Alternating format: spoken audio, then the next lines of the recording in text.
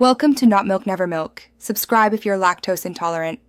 You must have administrator rights. Once confirmed, close apps that may intercept keys.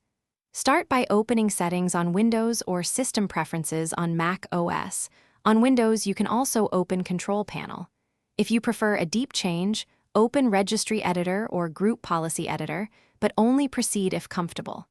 Once done, identify which shortcut keys you need to disable, and note their exact key combinations, so you can target them precisely in the next steps.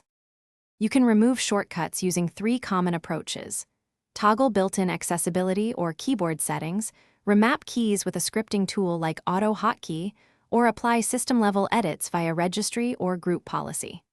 For Auto Hotkey, create a script that intercepts the combination and returns nothing. For registry, back up first, then delete or change the scan code or hotkey entries. Make sure to log out or restart Explorer services to apply changes.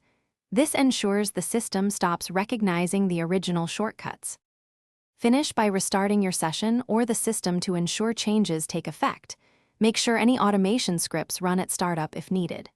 If shortcuts remain active, restore your registry or policy backup and reevaluate which process owns the shortcut. Check startup apps, background utilities, and manufacturer keyboard drivers. One key troubleshooting tip: temporarily disable third-party keyboard software and test again. Conflicts often come from utilities that rebind keys at boot, so isolating.